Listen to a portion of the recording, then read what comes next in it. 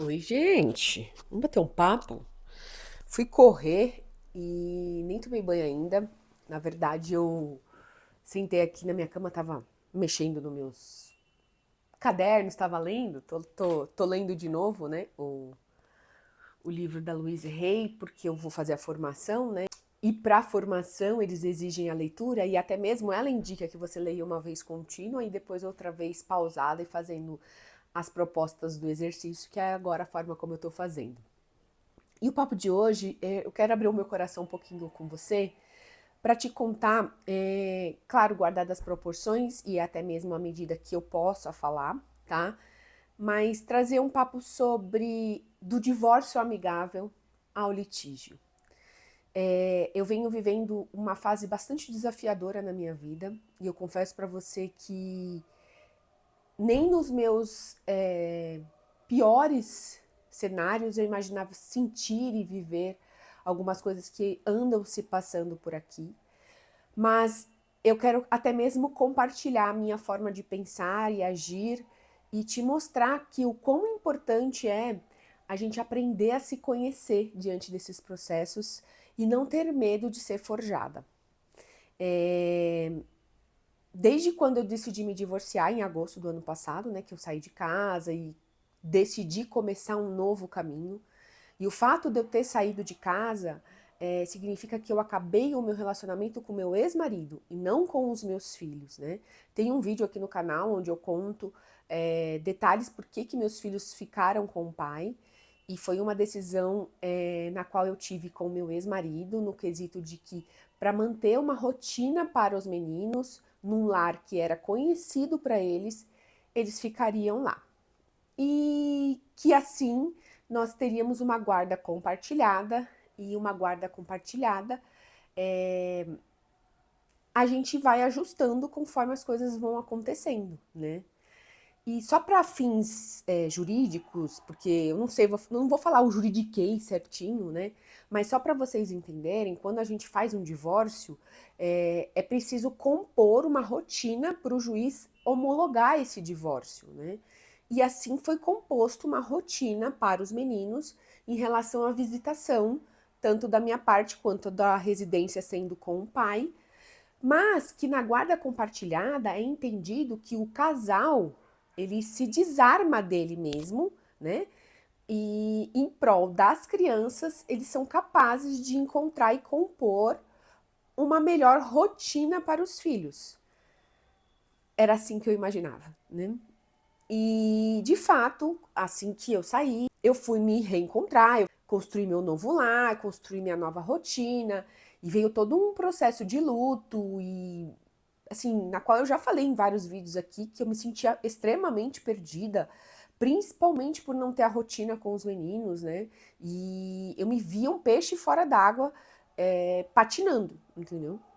E faz parte do processo, né? Eu entendo que naquele momento eu queimei todos as pontes, sabe? Eu queimei os navios, eu fui e dei um passo na direção daquilo que eu acreditava, sem saber como estava o caminho, como seria o caminho, e queimei as pontes para não voltar, né? E de fato foi a decisão mais difícil da minha vida, mas hoje eu olhando foi a melhor decisão, né? Por mais que eu me arrependa de algumas coisas que eu já falei também no meu maior arrependimento em relação aos meninos, né?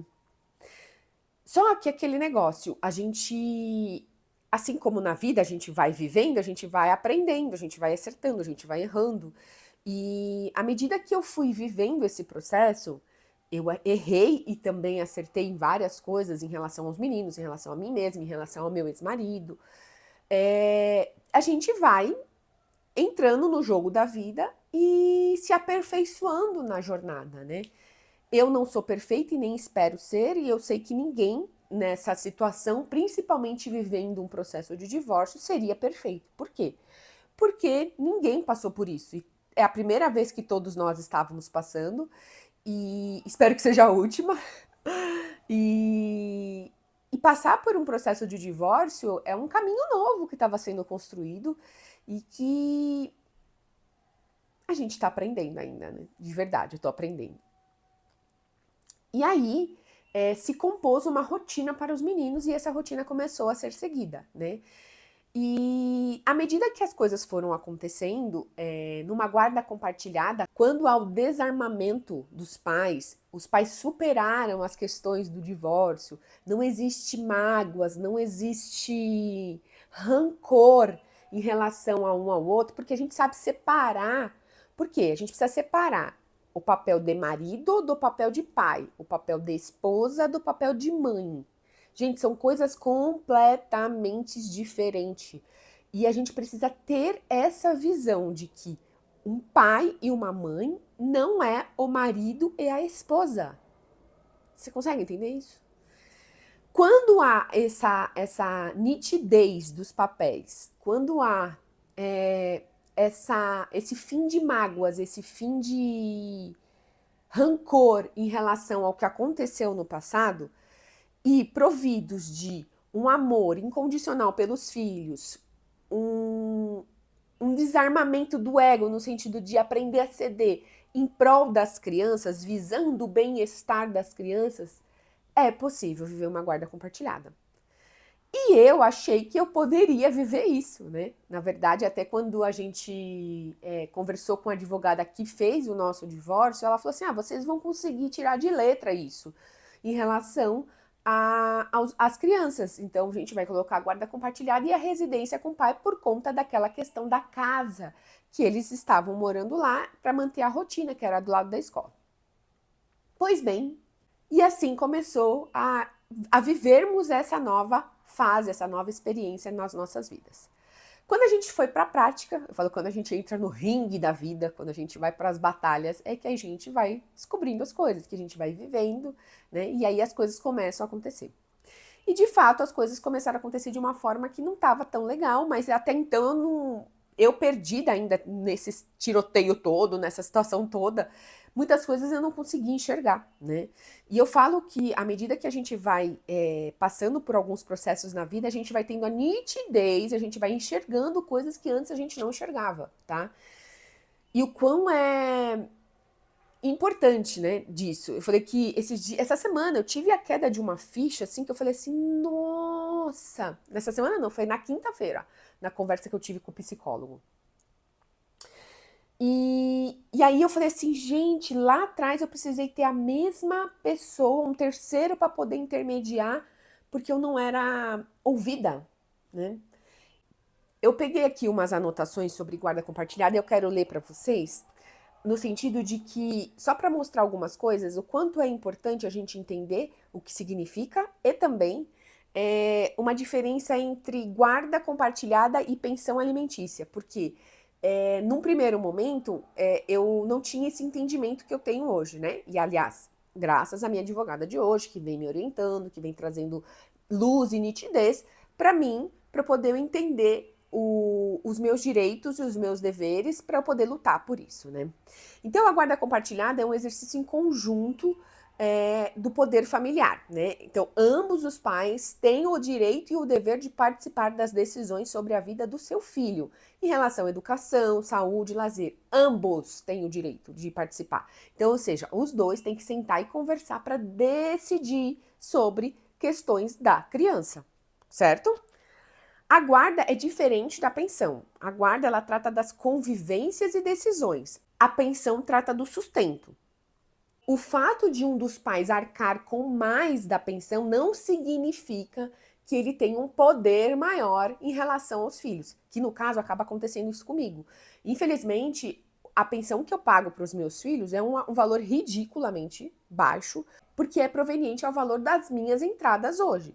Claro que acaba que acontece algumas outras coisas, né, que os meninos ficam comigo, que nem hoje nós estamos fazendo um esporte, quando eles precisam de roupa, quando eles precisam de material, quando eles estão comigo, que nem eles estão numa festa esse final de semana. E era a festa de 2 amiguinhos deles. Eu fui e comprei presente. Querendo ou não, você vai somando aqui, aqui, ali, que nem só de presente foram R$ 200. Então, se você soma isso, soma aquilo, o que eu acabo despendendo em relação à parte financeira com os meninos é muito além do que eu dou de pensão.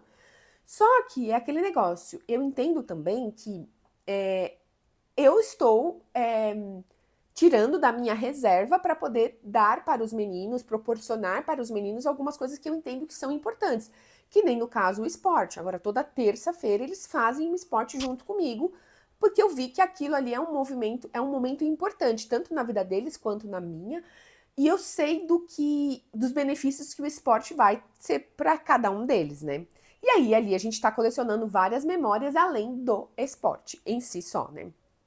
Então, por mais que hoje o meu ex-marido arque com 100%, né? Porque o valor que eu dou é insignificante, porque eu falo que eu sei, eu consigo entender isso, porque eu sei quanto custa. Eu vou no mercado, eu compro fruta, eu compro comida, eu compro carne, eu compro mistura. Então, eu não sou nenhuma fora da casinha que não entende quanto custa uma criança.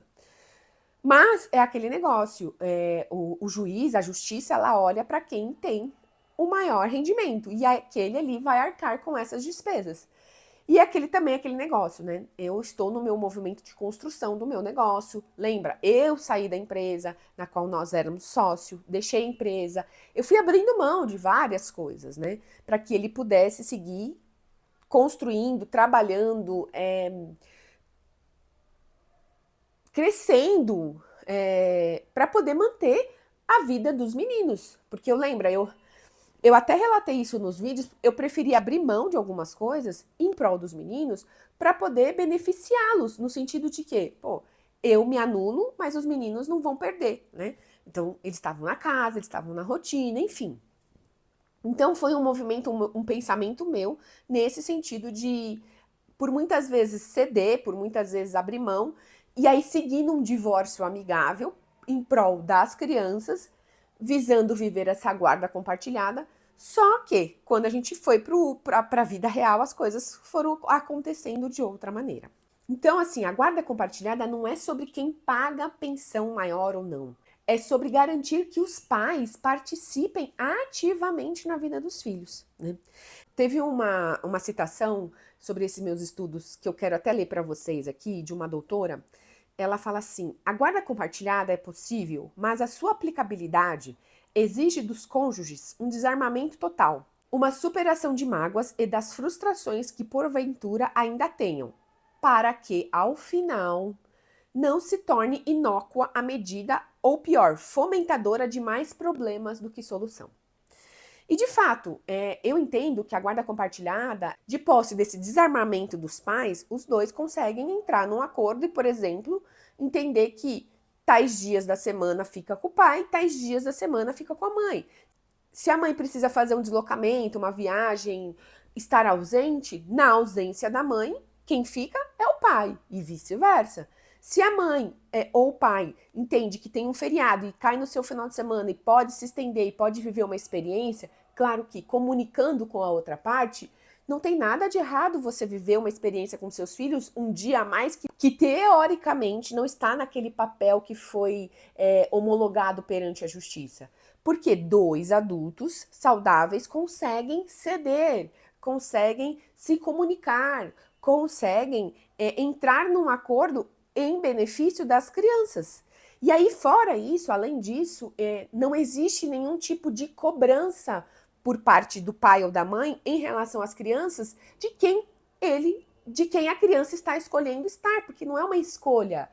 A criança quer estar com os dois, tanto com o pai quanto com a mãe. Então, nos momentos que ela está com a mãe, ela está desfrutando daquilo. E nos momentos que ela está com o pai, ela está vivendo aquilo. E não pode haver cobranças tanto de uma parte com a outra em relação às crianças sobre essas escolhas e sobre essas experiências, né?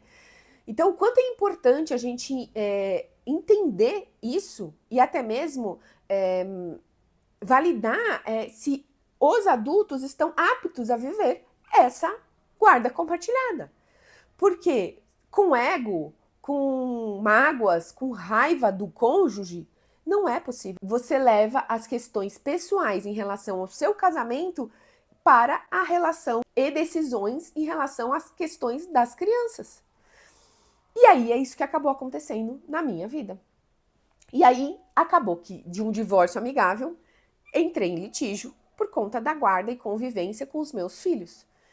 E uma das coisas que eu eu entendi nessa jornada toda, e eu falei que eu precisei tomar vários tapas na cara sobre isso, e vem sendo uma desconstrução para mim, tá? Sendo muito íntegra com você. Eu fui forjada e estou sendo, a fazer coisas que para mim seriam desnecessárias, mas eu preciso fazer porque eu preciso lutar por aquilo que eu acredito, pela minha presença como mãe na vida dos meus filhos. E lembra, eu não quero anular a presença do pai, porque lembra, pai e mãe são papéis que não podem ser destruídos por ambas as partes. São papéis fundamentais na vida de uma criança. E não cabe a mim querer destruir o papel do pai dos meus filhos. E não cabe ao meu ex-marido querer destruir ou dificultar ou, enfim, o meu papel de mãe em relação aos meus filhos. Então, quando eu sei separar essas coisas, eu acabo que não levo para os meus filhos as questões pessoais que eu tenho com o pai deles, né? Porque, lembra, é só pai deles. As minhas questões pessoais com o meu ex-marido, eu trato agora com a advogada, com o juiz, enfim. E aí, aqui, até mesmo lendo sobre isso, eu vejo o quanto é que eu comecei a me questionar. Eu falei assim, poxa vida, será que para eu poder ficar um dia a mais com os meus filhos, eu preciso ir lá pro juiz e falar, senhor juiz, eu posso ficar com meus filhos um dia a mais? Isso porque eu tenho uma guarda compartilhada, tá? Senhor juiz, eu posso pegar meus filhos e ficar num feriado? Senhor juiz, eu posso fazer tal coisa com os meus filhos? Porque eu só posso fazer as coisas se o juiz deixar, porque é aquilo que está homologado no papel. Isso não é guarda unilateral, gente. Então, para a gente entender o quanto é importante a gente aprender a separar as emoções pessoais do papel de pai e mãe, né? E isso acaba com que onera a justiça, né? Eu acabo indo levar um problema pessoal meu para um juiz decidir para que eu possa exercer o meu papel de mãe. Para mim, Michele, é algo assim que no meu mundo seria inconcebível, porque eu sou uma mãe que sou saudável, uma mãe decente, eu sou uma mãe que não abandonei meus filhos, eu sempre fui uma mãe presente, amei viver e construir a minha família com os meus filhos. Então, assim, algumas de vocês me conhecem de longa data aqui já, principalmente a galera que veio do Instagram, né? Então sabe que eu fui uma mãe presente, sempre fui uma mãe cuidadosa e zelosa na vida dos meus filhos, e o meu ex-marido, um pai também presente, cuidadoso e zeloso na vida dos filhos. Então, aquele negócio, um papel não anula o outro. Mas hoje eu preciso recorrer à justiça para poder viver e exercer o meu papel de mãe, coisa que eu acreditava que eu conseguiria construir isso amigavelmente junto com meu ex-marido. E aí, diante de tudo isso, vem aquele sentimento de impotência, de raiva, de injustiça, sabe? Indignação. E diante de tudo isso, como eu tô agindo emocionalmente falando, né? Se eu te falar que tá sendo fácil, eu vou tá mentindo pra você, tá? Porque tá ocorrendo outras coisas além disso, né? E todas as demandas que acabam chegando do lado de lá pra cá me machucam, me mexem comigo emocionalmente falando, mas uma coisa eu aprendi, a não cair mais como eu caía, né? Por muitos anos da minha vida eu fiquei parada. E aí, essa foi uma das grandes chaves que caiu essa semana, que o que acontecia antes é por eu sempre ceder, lembra? Eu falei que eu não gosto de conversas difíceis, eu não vou pro... Sabe, eu não me posicionava, eu sempre cedia. E por eu sempre ceder, as coisas funcionavam, as coisas aconteciam, né? E aí agora, de uns tempos pra cá, diante de alguns movimentos que aconteceram, com a venda da casa, eu comecei a me posicionar. Eu comecei a lutar pelos meus direitos. Não só dos meninos, mas por outras coisas também. E uma mulher posicionada incomoda. E aí, o fato de eu ter me posicionado gerou, do outro lado, muita insatisfação. E aí, essa insatisfação acabou sendo levada nessa relação com as crianças. E é muito triste tudo isso, né? E aí eu vi o quanto as coisas aconteciam porque eu cedia. E aí fluía, né? E ter caído essa ficha pra mim, às vezes fala assim, machuca, né? Porque a gente fica assim, puta até mesmo assim de ver que a gente cede. E não tem nada de errado em ceder, gente. Porque falando num casamento é ceder. Um casamento é você buscar o bem-estar de todos. Mas a gente tem que aprender a também encontrar esse caminho do meio, né? Não é só ceder. Não é só em prol do outro. As duas partes precisam estar felizes, envolvidas e contentes com todo o resultado. E o quanto eu me diminuí para caber, o quanto eu já me diminuí para poder pertencer ou caber, para poder ser aceita, para as coisas fluírem. E hoje, cada vez mais, eu vejo que eu posso ser eu tenho permissão de ser eu mesma. Eu posso lutar por aquilo que eu acredito, me posicionando. E por mais que eu ainda não arque financeiramente como eu desejo arcar, isso não invalida e não diminui meu papel de mãe com os meus filhos, né? Não tem nada a ver uma coisa com outra. Foi tão bom ter entendido isso também, né? Enfim, e diante de tudo isso, eu venho agindo, claro, um dia de cada vez, entendendo e confiando que a verdade vai vir e as coisas vão ficar claras e infelizmente uma decisão vai ter que servir de um terceiro, de um juiz, para eu poder exercer o meu papel de mãe, mas eu estou lutando por isso e estou em busca disso, para que as coisas fluam, né? E cada um exerça o seu papel dentro da vida dos meninos.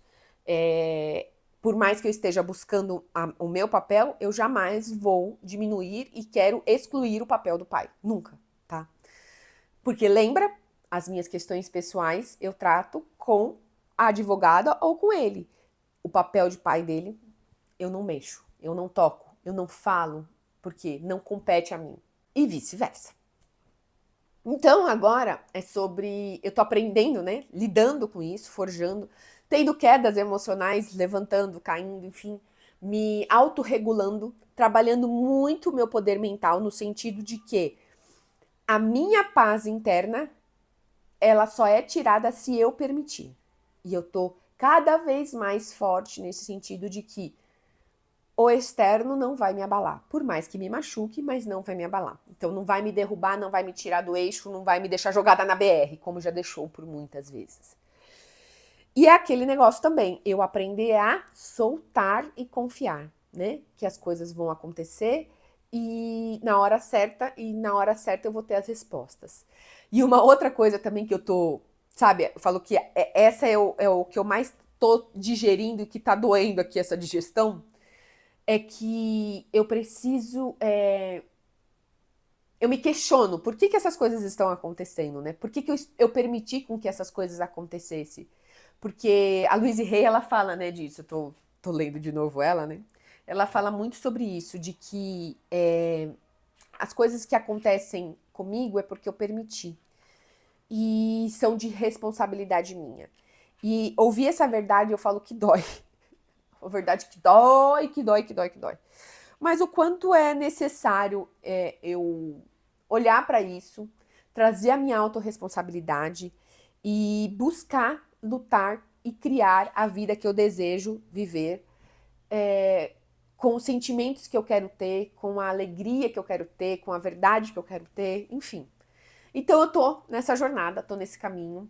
E é aquele negócio. No hoje, eu faço o meu melhor no agora. E se tem algo que eu possa fazer, eu vou fazer. Se não tem, eu solto, foco na onde eu tenho que focar e tento cada vez menos ficar remoendo, pensando, lidando com aquelas questões. Porque a Michelle de antes, lembra? Ela ficaria... Você devia ter feito isso, você devia ter feito aquilo, você devia... Só que eu não volto lá no tempo para poder resolver ou fazer diferente, né? Então, quando ela vem, ela é bem sorrateira, tá? Ela vem falar algumas coisas, eu falo assim, ó, o tempo não volta. Agora eu vou focar no agora. Hoje eu tenho um entendimento que antes eu não tinha, então eu tô focando no agora. Então, fica quietinha aí, porque lá atrás agora eu não volto para poder mudar. E assim vem sendo. Então, é aquele negócio. Você tem o poder de se proteger, de não permitir que os outros, ou situações, ou ambientes destruam a sua paz interior. Que você entenda que você pode lutar por isso. E cada vez mais estar mais presente e consciente, fazendo o seu melhor no agora e aprendendo a soltar também e confiar. Eu espero do fundo do meu coração que nós possamos vir com novas notícias melhores sobre isso, que a gente aprenda a perdoar, aprenda a ressignificar, a rever. E lembra que o perdão não significa que eu aceito a situação, é simplesmente que eu não quero mais ficar carregando mágoas sobre isso, tá? E seguir em frente. Um dia de cada vez, né? É isso. Eu espero do fundo do coração que eu possa ter contribuído de alguma maneira na sua jornada. Eu sigo firme e forte aqui na minha, lutando por aquilo que eu acredito. Tá desafiador? Tá. Mas a gente segue firme e forte. E lembrando que tô sendo forjada. E à medida que eu tô sendo forjada, eu venho crescendo também em outros aspectos. E é sobre não ter medo dos dias difíceis, porque eu sou capaz de vencê-los. É isso. Um beijo e até o próximo vídeo.